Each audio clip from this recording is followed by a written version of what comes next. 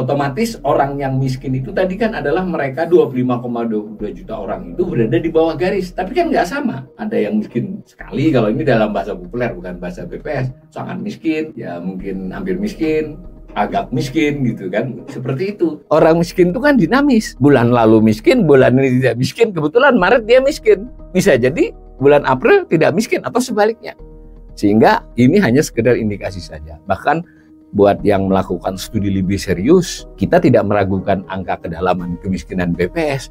Tapi mengapa biaya untuk mengatasi kemiskinan sekian ratus triliun tidak berhasil membuat kemiskinan menjadi nol misalnya? Padahal kalau dilihat kedalaman ini kan bisa. Nah, itu contoh.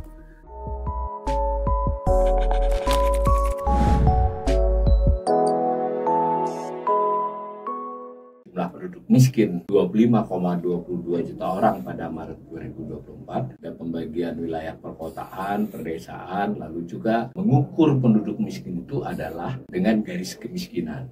Nah, garis kemiskinan tersebut adalah ukuran pengeluaran per kapita per bulan, per orang ya kapita itu. Ukuran itu diperoleh dari survei, terdiri satu paket komoditas makanan disebut garis kemiskinan makanan, lalu satu paket garis kemiskinan non makanan. BPS sebetulnya juga menghitung karena ada 300.000 rumah tangga yang menjadi responden untuk Susenas bulan Maret yang menjadi basis perhitungan kemiskinan. Dari 300.000 itu kan kemudian ditentukan yang miskin dan tidak miskin berdasarkan sampel itu. Tidak 300.000 itu semuanya miskin kan, belum tentu kan, sesuai dengan respondennya. Di antara penduduk miskin tersebut didapat rata-rata pengeluarannya. Ada rumah tangga, ada perorangan. Nah, rata-rata pengeluaran penduduk miskin itu sebenarnya dimiliki oleh BPS, tapi tidak selalu disajikan. Kadang disajikan dalam dokumen-dokumen lain. Otomatis orang yang miskin itu tadi kan adalah mereka 25,22 juta orang itu berada di bawah garis. Tapi kan nggak sama. Ada yang miskin sekali, kalau ini dalam bahasa populer bukan bahasa BPS. Sangat miskin, ya mungkin hampir miskin, agak miskin gitu kan. Seperti itu. Bisa dibuat rata-rata 25,22 juta orang ini.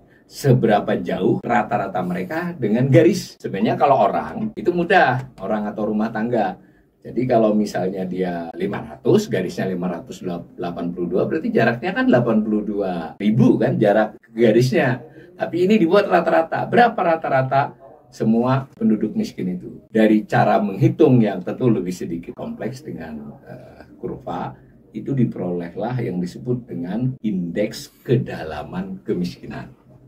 Apa maksudnya? Mengukur jarak rata-rata seluruh penduduk miskin itu dengan garis. Jadi mungkin jumlah penduduk miskin ada 25 juta, ukurannya 583 ya, tadi 882, 900 berapa. Kalau ternyata dia 580 kan sebenarnya tetap miskin, tapi dekat banget dengan garis.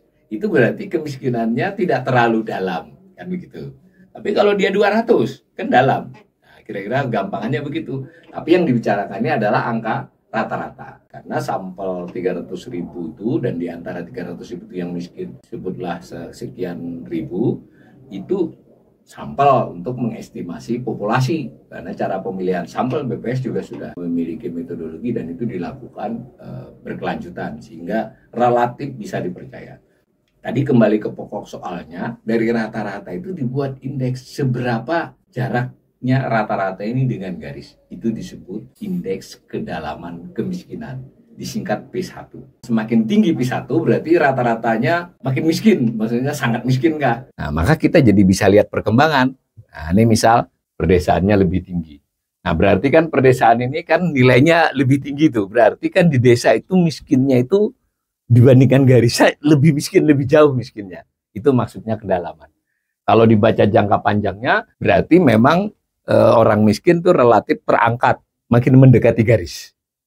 Nah, kalau dibaca sepintas ya. Tetapi pada saat yang bersamaan kita bisa juga bicara dari tahun 2019 sebelum COVID. Ini di perkotaan tidak terjadi perbaikan, yang berarti sempat membaik kemudian kembali turun. Jadi orang miskin di perkotaan itu kedalamannya, maksudnya rata-rata lebih miskin dari garisnya itu masih bertahan. Di desa memang menurun, cuma jauh gitu dari garisnya. Nah, apa tujuan dari pembuatan garis ini secara teoritis? Aslinya itu sebenarnya adalah menghitung berapa membiayai program untuk mengatasi kemiskinan. Jadi begini, anggap saja kalau misalnya hanya ada 100 orang miskin, atau garisnya 600, yang 100 orang ini rata-ratanya 500, kan masih miskin. Berarti kan kurangnya cuma 100. 100 kali 100, itu kan hanya dibutuhkan 10.000 untuk menjadikan mereka persis di garis dan selebihnya. Aslinya tuh begitu. Tetapi ada masalah di sini. Karena orang miskin itu kan dinamis. Bulan lalu miskin, bulan ini tidak miskin. Kebetulan Maret dia miskin. Bisa jadi bulan April tidak miskin atau sebaliknya. Sehingga ini hanya sekedar indikasi saja. Bahkan buat yang melakukan studi lebih serius, kita tidak meragukan angka kedalaman kemiskinan BPS. Tapi mengapa biaya untuk mengatasi kemiskinan sekian ratus triliun tidak berhasil membuat kemiskinan menjadi nol misalnya. Padahal kalau dilihat kedalaman ini kan bisa. Nah, itu contoh. Tapi untuk alat analisis tetap baik ini untuk menunjukkan apakah orang miskin makin jauh dari rata-rata garis kemiskinan. Informasi lain sebetulnya diperlukan mengenai dengan orang yang dikerak kemiskinan. Yang misalnya rata-rata 580, yang di bawah 300 berapa banyak. Sayangnya untuk publikasi BPS yang untuk publik itu tidak sampai situ. Tapi kalau kita memiliki data mentahnya, dan pemerintah tentu bisa kan, itu bisa mengutak-atik itu. Itu namanya indeks kedalaman kemiskinan atau P1. Ini saja ketika pandemi ini kan naik kan kedalaman kemiskinan. Kemudian membaik setelah pemulihan 2022 lahan-lahan, cuma khusus kota belum kembali seperti semula. Itu kedalaman. Kelemahan dari indeks ini karena bersifat rata-rata. Jadi ada yang ukuran 580, ada yang 560, ada yang 400, ada yang 200 kan. Dibuat rata-rata terhadap garis namanya itu indeks kedalaman. Nah, dibutuhkan informasi lain namanya indeks keparahan kemiskinan, disingkat P2. Apa itu? Kita pernah mendengar Gini rasio ya. Gini rasio kan ukuran ketimpangan pendapatan meskipun datanya pengeluaran. Sekaligus saya mengingatkan data BPS terhadap pendapatan itu sangat minimal ya, sehingga yang dipakai selalu data pengeluaran. Survei, Susenas dan semacamnya berbasis pengeluaran itu cukup banyak. Gini rasio mengukur ketimpangan seluruh penduduk 200 berapa? 80 ya, anggap aja 280 juta. Sementara ada ukuran ketimpangan yang khusus orang miskin disebut sebagai indeks keparahan kemiskinan. Yang satu tadi P1 kedalaman, ini keparahan. Jadi Gini rasionya khusus orang miskin saja. Nah, ini kalau digabungkan dengan P1 tadi, pemerintah atau pengambil kebijakan atau kita pembelajar ekonomi meroleh gambaran. Jangan hanya ngelihat jumlah 25 jutanya itu. 25 jutanya itu jauh nggak dari garis. Kemudian di antara 25 juta itu penyebarannya gimana? Berdekatan, sama-sama agak miskin saja, atau ada yang sampai kerak. Itu sampai tidak ada sampai 100.000 misalnya. Itu namanya P2. Ada gambarnya juga, nah seperti ini. Kalau dibandingkan dengan kedalaman, keparahan kemiskinan ini relatif stagnan ya, membaik, tapi tingkat perbaikannya tidak signifikan. Artinya apa?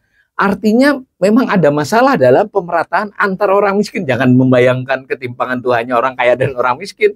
Orang miskin itu ada yang miskin banget gitu loh. Ada yang agak miskin. Itu maksudnya P2. Ini penting juga buat pengambil kebijakannya. Tetapi kita harus paham bahwa angka-angka ini bersifat agregat.